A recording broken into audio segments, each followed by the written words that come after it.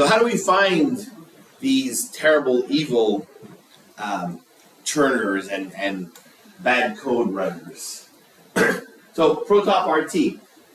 Another thing I'll say, a lot of the source code is also available when you download Protop. So everything I'm telling you here too, and we're looking at the screens, you can actually go blow up the source and look at which virtual system tables that we're looking at too. All right.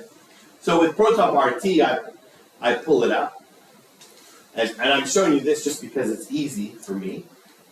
We'll do it this way here. So I've got a user. His name is Flail. Here's his process ID. He's a self-service 4GL batch user, and he's doing about 1.1 million block accesses, so basically database reads per second.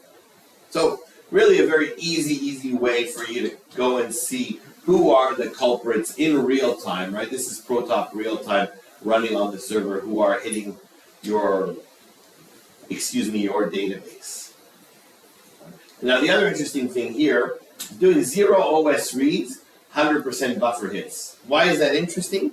Because it's telling me that he's probably reading a very small number of records, right? If we were doing that many block accesses in GL detail, which has 11 billion rows, you would see operating system reads occurring as you're bringing historical data into the buffer pool, right, into memory, but you're not. So first hint for the developers, this guy's reading the same records over and over and over and over and over again, right? So it gives you a hint to what the user is doing. All right? So where do they come from? That just comes from _user.io. And again, the source code, you can download Protop. There's a procedure library called source. Just, unpack the procedure library. You'll see exactly where we get the for each _user.io VST and how we pull that data out of there. Exactly. All right? It's actually a zip file. It's a zip file, not a procedure library. Sorry. Even easier, because I don't remember all the prolib commands by heart. You'll also want to sample _user table stat and _user index stat, which means you'll want to set the correct base table, base index, and then table range size and index range size. So what does that do? By default, Progress only gathers read, write, etc. statistics for the first 50 tables of the database. And so when you start the database, you need to tell him which tables do you want to monitor for statistics, and you need to do that by setting these 4 parameters. Hint, if you want to monitor the schema tables like _file and _index, _field, the base table and the base index need to be negative numbers, all right? And I don't know if I show it here, I forget, but in Protop there's a screen, I think it's capital T, and it'll actually generate the PF file for you to set your optimal settings. So you just go in here, Protop, you hit capital T, and it'll generate the PF for you that you need. Why do I do that? Because who's using dynamic queries today, right? So as you're using dynamic queries more and more, you're churning those schema tables more and more, you're reading those, and to the point where they become a significant source of database reads versus your application tables. Especially true, now that more and more people are running PaaS and App Server and WebSpeed, if you forget to deploy R code, you'll see a massive spike in the reading of _file, _field, and so on and so forth, because all those WebSpeed agents or a classic App Server agents, they're running source code compiling on the fly, and you'll detect that. So your users will detect a system slowdown. All those calls to WebSpeed and to the app servers will be much slower, take a lot longer. Your app server usage will increase massively. Your CPU usage will increase massively. No one will understand what happened between yesterday and today, but if you're trending table reads on all the tables, you'll see a massive increase in schema table usage, which means you're compiling on the fly. All right, so that's a tricky one, but remember that one because it's going to bite all of you, right? You just did another customer about 3 weeks ago, and they called me and they're like, I remember you told me this, and we had the problem Monday morning, And I went to look, and lo and behold, we had an alert from Protop that said that we were reading underscore file whatever gajillion times per second. It's like I went to look, and he's like, the weekend compile process didn't complete, and the R code hadn't been built. All I did was build the R code, took 20, 30 minutes, and then everything went back to normal on a Monday morning. All right? Good. So what are they doing? What are our friends doing here? Let's look here. What are you doing? I don't know. What are you doing? Here we go. So here's my user, right? We said Flail up here, who's doing his 1 million block access per second, right? I can go and look, so I can enable client statement cache, which you should all do, I think, today. If you're running a modern version of Progress on modern hardware, you should enable client statement cache for your users, all right? The only exception to that is if they're all client server. There is an additional cost in client server, which might affect performance, but I would say if your connections are shared memory, probably 99% of you can just enable client statement cache across the board. And if you have questions about that, ask me afterwards. But really, we're just turning it on by default now all the time for all of our users that we monitor. So here, what do we see? All right, well, here's my user, and he's running, look at that, line 20 of churn.p, and this one over here is running line 5 of polorders.p. And more importantly, I have the age of the line in the client statement cache. And what that means is the last time the user hit the database to run a query was 0 seconds ago or 15 seconds ago, because that was the last time that we updated the client statement cache, for that user. And why is that important? Because the code will keep moving, right? So when we show you, or I shouldn't say we, when the client statement cache shows you the line that's running, it may or may not be the line that says for each vacation, display vacation. It might be kind of around the area of where the code is running, just because the code is always moving and moving. Unless you really hit one, for each statement that's really, really big and you jam there for a minute, chances are that line of code won't be the line of code, but it's going to point you to the general vicinity of where the problem is occurring. And since you know the table that's being hit, right, we know here that we're hitting the vacation table 526,000 times per second.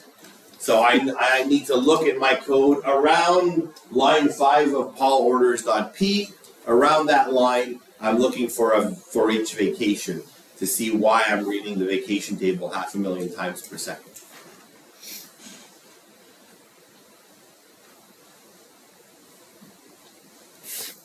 All right.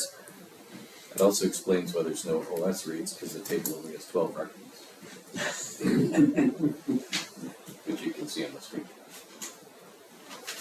So people ask me what this churn is. It's what Rob was just saying. Is 500,000 reads per second a lot? Is 500,000? It's a valid question. If we're in a table that has 800 million records, then maybe 500,000 reads per second in that table is normal. You're looking at a large volume of historical data. As Rob pointed out, the vacation table has 12 records.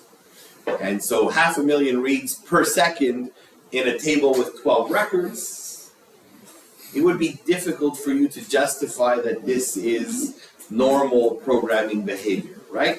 So really nice culprit. And so we actually calculate and trend this churn value here, which says that you're reading the table 44,000 times per second.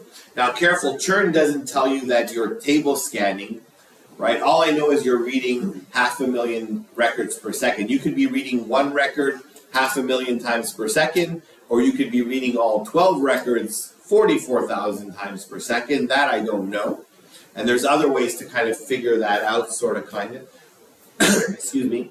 But I do show you that you're reading the equivalent of the entire table 44,000 times per second. But either way, you know it's not normal, right? And a lot of programmers will use ProTop RT like this in their development or in their testing cycles. So you can have a screen open.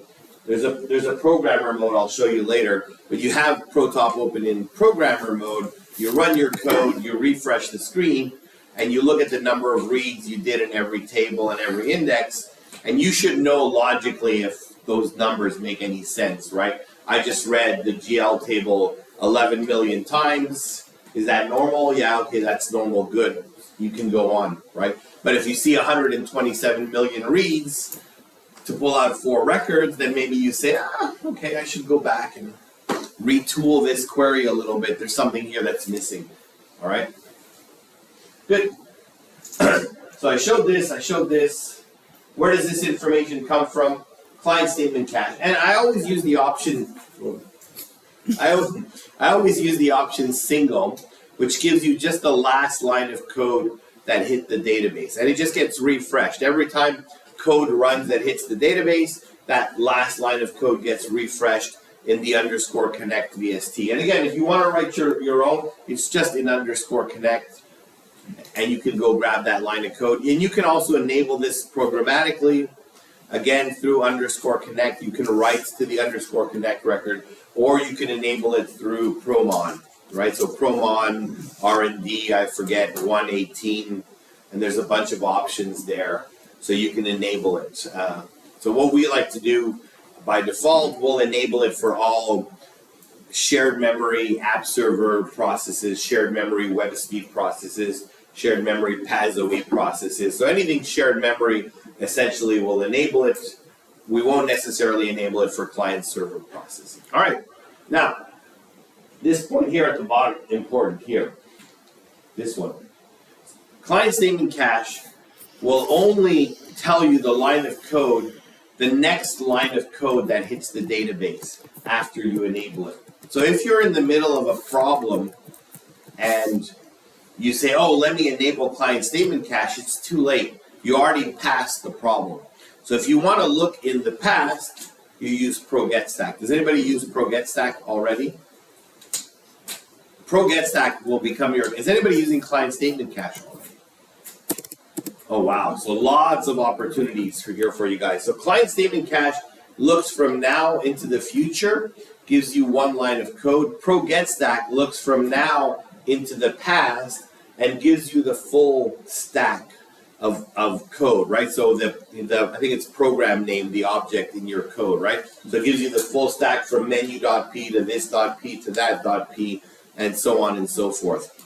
So if you're going through and you're seeing any kind of performance issues, you can go and run ProGetStack on the PID and it'll generate the stack trace. It'll be protrace.pid and it'll give you all of this information in a text file. It's just more difficult to consume because you've got this big, ugly, messy text file, whereas the VST, you've got just the one line of code. So it's just easier to consume in the VST with the client statement cache, essentially. Good. All right.